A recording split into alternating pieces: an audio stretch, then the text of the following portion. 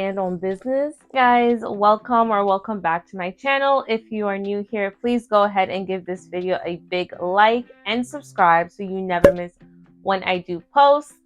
I want to talk with you guys today about life lessons that I've learned now that I'm in my later 20s that I wish I can go back and tell my younger self when I was like 18, 19, and in my earlier 20s. So I'm going to just go through these. I only have 5, but I honestly can probably think of a lot more, but I feel like all of them kind of fall within these 5 different areas. I think this is really important is I wish I can go back and tell myself to start investing a lot earlier than I actually did. I probably started invested around like 22, 23, which is still in my earlier 20s, but I wish I started when I was like 18, 19 because I was working at that time. And because I was in college and living at home still, I didn't really have a lot of expenses or a lot of big bills that I was paying at the time compared to now. So I would have had money to actually put away and use to invest. Now I have to be like a lot more conscious with my finances, and I can't just put money in the stock market as I would because I don't work a big girl job yet, really. Even at 27, I'm only working part-time, but I do wish I can go back to like 18-year-old Anushka and just tell her to actually start investing now, which is funny because I have a guy best friend who, when we were in high school, was telling me to invest and like to get started on it. I'm like, I don't want to do that. I'm not going to listen to him. Like, one of the biggest regrets I do have is not taking his advice and listening to him from then. And I've even gone back and told him, like, I really wish I'd listened to you from when we were younger and started investing then. And he's very nice about it. Like, he doesn't like, I told you so, like, not too much anyways. But that is something I think everyone, if you're capable of doing it when you're younger and have less expenses, definitely do it because that money is building interest, it's accruing value over time, and you'll be able to withdraw that money later in life and it'll be significantly more. So I would 100% recommend doing that. And with the investing, becoming more financially literate. So that means learning about like 401ks, retirement plans, like Roth IRAs, traditional IRAs, like all of these different terms. Like if you don't know what these terms are and you're in your 20s, you're working at a job, you should be familiar with these terms and you should really start digging and finding out more about them if you don't. I personally do know a lot about them because I did take an insurance class as well. That's the one thing that helped me and allowed me to become more financially literate was learning about life insurance because they do talk to you a lot about like these things as well, like where to put your money. So I think it's very important to understand how money works and how you can make your money work for you instead of you having to slave away at a job every single day of your life in order to make money. In this day and age where a lot of people, they don't want to work a regular 9 to 5, you want to have different ways that you are able of making money, and investing is one of them. Having multiple streams of income is another one, which is like having different jobs or different things that you're doing that you're able to make money off of. Like I personally have talked about this before in other videos. I do have multiple streams of income, and that's one of the things that really helps me even now that I'm not working a full-time job, is I have other ways that I am getting money. I'm gonna really work on networking and socializing with other people, different groups of people. I think I've mentioned on here before, I was in a sorority and it was a social sorority, not a professional. And because of that, I know a lot of people, right? Even if we're not the closest, we're not the bestest of friends, I know these people. These are people that, like, let's say I'm looking for a job and I know for a fact this person working in that industry, I can then like, hit them up like, hey, I remember you from this organization. I currently am looking for a role in which your company like actually have roles. Do you think you can put in a good word for me? Something along those lines. Like networking is so important because sometimes it's not what you know, it's who you know. Like that's really going to get you in the doors, get you opportunities that you've never thought of.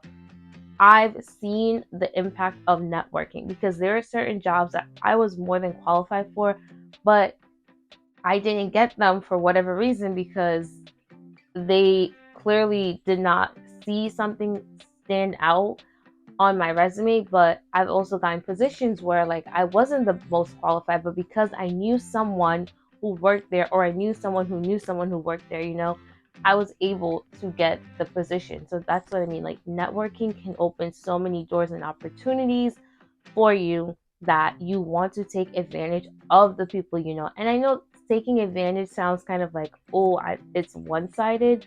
But if you're already friends with this person, if you're already friendly with them, why not use that connection to help you grow? Like, this is your long term goals and your long-term plannings that we're talking about. And that's the next thing, is you want to think long-term when you're planning. You don't want to look at just the short term, because we can be so short-sighted that we want instant gratification. We want something in the here and now, but is that going to be beneficial for you in the long term, in the future? Because if it's not, maybe it's not worth doing. And that's one thing that I really, really, really wish I can go back and undo. I took jobs just because I needed a job instead of waiting it out for the positions that I wanted, just because I'm like, I need something to do. I want to get money, but it wasn't what I wanted for the long term. And I felt that really hinder my growth in the fields and in the spaces that I wanted to be in. So really start thinking, what do you want to do long term? What are your future plans? And if these things aren't really aligning with them, maybe you should try doing something else. Sometimes we do have to take those things short term, right? But really try your best to go after things that are going to benefit you in the long run. And I will say, even though some of my jobs I took and they weren't really in the field, they still did give me valuable skills that are transferable to other positions. So don't think because this isn't in the same field doesn't mean that skills you learn on that job cannot be transferred to another job, because a lot of basic skills are transferable.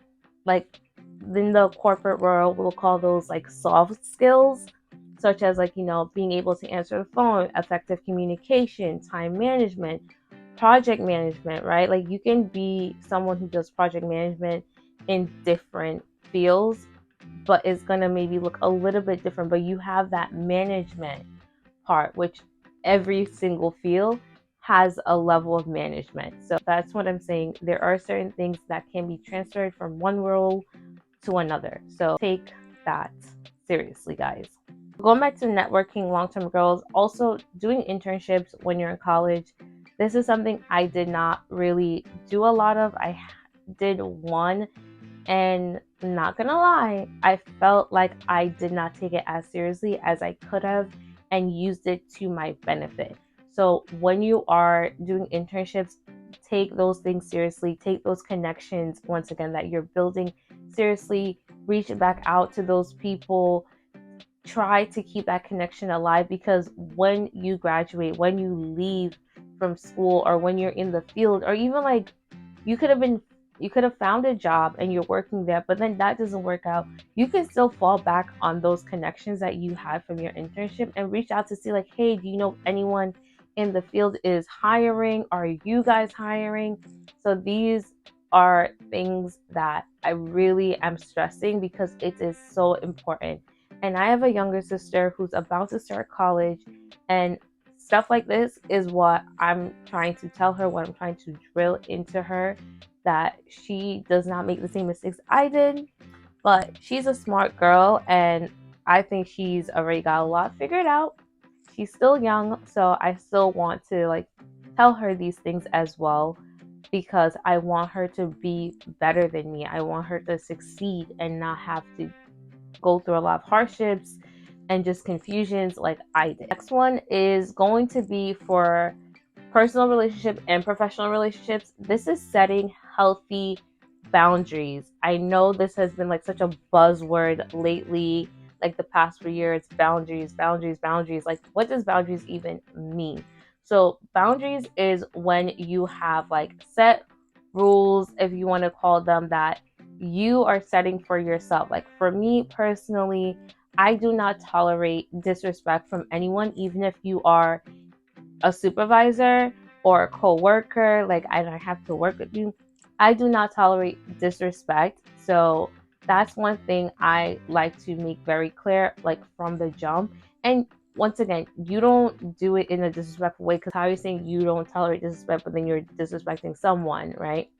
So I like to do it in a way where it's like, if you're talking to me very rude, I will address that. Like, I don't like the tone of voice. I don't like the way that you spoke to me. I understand that you want me to do something, but I do feel like there's a better way that you could have gone about saying it.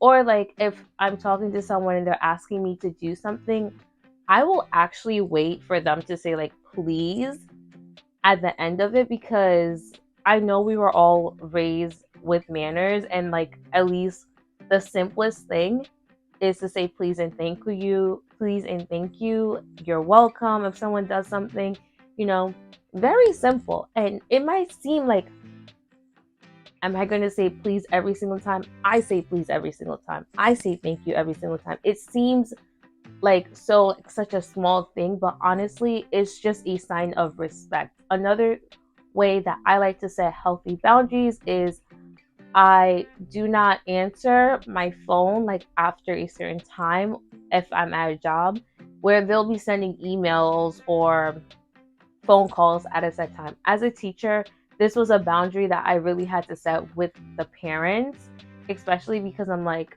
these are the hours that I'm open for communication.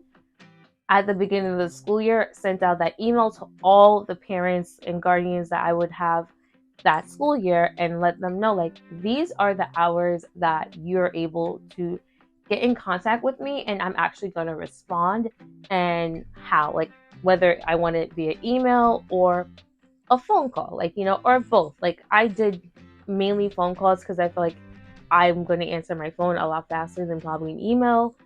And you probably, if you're calling me, you probably want an immediate response. So those are things what I mean when I'm saying you're setting a healthy boundary, and you have to be the one to enforce your boundaries. Other people will test your boundaries. Did I have parents calling me outside of the hours that I set? Yes. Did I answer my phone? No, because if I answer my phone, then you're gonna be like, oh, she said don't call after 6, but I called her at 7 and she picked up my phone call. So I know she's just gonna pick up my phone call. Even if she said 6 o'clock, she doesn't mean that. No, you have to uphold your boundaries. You have to be the one to enforce them, because other people will try to test your boundaries all the time to see if you're actually going to do what you said. So if you're saying you're not answering your phone after a certain time, do not answer your phone after that time has passed. And this also you want to do in your personal life as well, whether it be a romantic relationship, a friendship, like I said, work relationships, right? You want to have boundaries of things that you are allowing. I don't even want to say allowing people to do, but like things that you will not tolerate, right? So in a relationship, one of the things that I know for a fact is a boundary and just like a non-negotiable for me is cheating. I don't want to be with someone who cheats on me or cheats in general. So if I find out that you cheated on me, that's the end of our relationship. There is no discussion. None. Like, and it sounds harsh, but sometimes you really have to do things the hard way. You have to be really harsh because, like I said, people are going to test your boundaries. Whatever you allow people to do, they're going to keep doing it over and over and over. And if you don't like it, you're building up resentment towards that person because they keep doing the thing that you don't like, but you don't have the confidence, you don't have the boldness enough to tell them, I don't like it, stop doing it. So you have to hold your ground, you got to stand on business. The last one that I have here is becoming disciplined. So this one is something that I'm still actively working on. And I feel like discipline really comes from a mindset shift. Like, you have to remind yourself it's not that I have to do something, it's like I want to do it, I get to do it. And I know that's like something I've been really struggling with. And there are times where it's easier for me to be disciplined and times when it's harder. Like this week has been very hard for me to get up and go to the gym every single day. But did I do it? Yes. Did I go later on some days than I normally do? Yes. But did I make it? I did make it to the gym. So that's what I mean.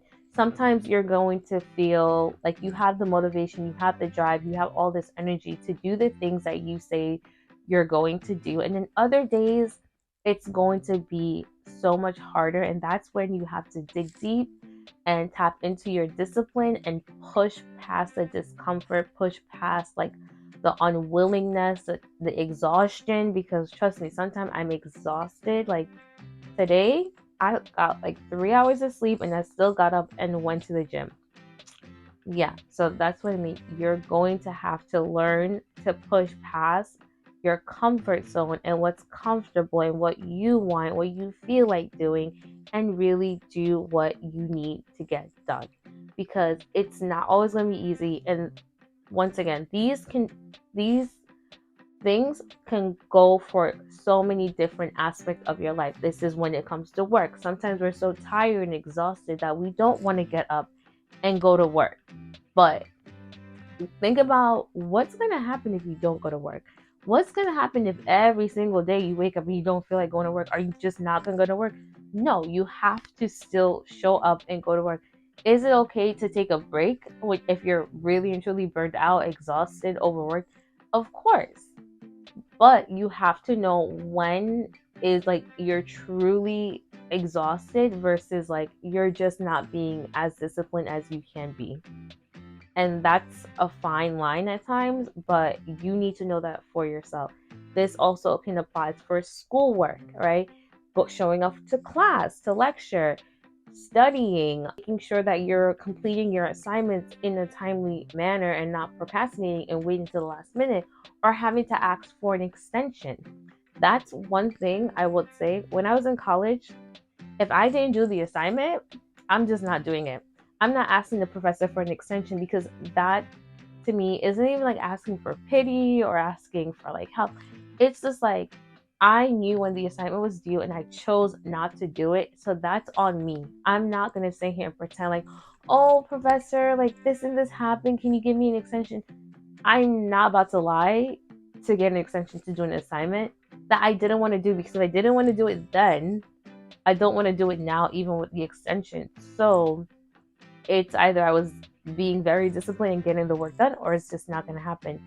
And did I miss a couple assignments because of that mentality? Yes, I did. But most of the time, I will say more than 95% of the time, I submitted my assignments before or on the due date because I was being very disciplined in getting it done because I knew how I felt about getting it done or just not doing it at all. And I cared about my grades. So I made sure to get most of my assignments done. Those are just like my like quick things that I really learned, and even now I'm still working on these things. But I feel like if I did these things a lot earlier in life, I would be more prepared and I would be more cemented in how I'm moving forward. And I want to master all of these things by the time I'm going into my 30s, guys. Matter of fact, we're going to really try and master these things this year. But like I've said, I have started investing. I did start investing. I still do. I'm one of those people who I'm very more on the conservative side though when I do invest my money. I'm always looking to learn more about like finances and money just because like we need money. Like the Bible says money, the love of money is a root of all evil. So I know that like I don't try to love money and try to hoard money too much, but I do know the importance of money. Money is the key to a lot of our problems, and you need to have money. I have become a lot more disciplined. I have been hitting the gym. I have been going even when I don't want to go. Really, guys, I have been going even when I don't want to go. And that's just because I have a bunch of people in my life right now who are keeping me very accountable on that. Like several different people have been keeping me accountable to showing up at the gym. And I love it. Like I truly do because I'll just like text someone and like, should I go to the gym or not? They're like, yes, girl, go to the gym. So that's something like, pushes me and helps me like stay on track with my fitness goal. I've been thinking a lot more long term and how I just want to see my life play out at this point. And I know we can make plans and they don't and life doesn't always go according to our plan, but I'd rather have an idea of what I want to do than not be prepared at all. Hardest for me is networking and socializing because I truly believe I can be more of an introvert than an extrovert. Like, I feel like a lot of people don't believe me when I say this, but I don't like always talking to people.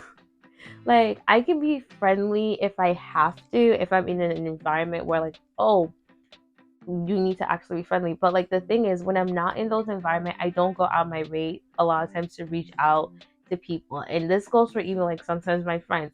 I have to like actively remind my friend, like, hey, check in with this person. Like you haven't spoken to them or seen them in a while. Or even with my family member, like I'm so bad at like texting my cousins, my aunts, my uncles, unless it's like a holiday, a birthday or something. I'm really bad at it, and that's something I'm trying to be better at and like push myself out of my comfort zone with, because you need to have connections, not even like for your benefit, but just I feel like as a human being, you cannot be alone all the time. And I want these people in my life, so I need to actually work on these friendships and like my relationship with my family as well. Like I love my family. It's not that I don't love them, why I don't reach out. It's just like, what are we talking about? But I really do hope you guys gain something from this video. Please let me know, like, where do you feel you're at with these different things? Like, do you think you're disciplined? Do you think you're networking? Like, what's going on in your life? Have you learned anything that you would like to add, like, to this list? Like, let's get a discussion started in the comments down below. And I really hope this video is of value to you all. And as always, I love you guys, and I'll see you guys in my next video. Bye, guys.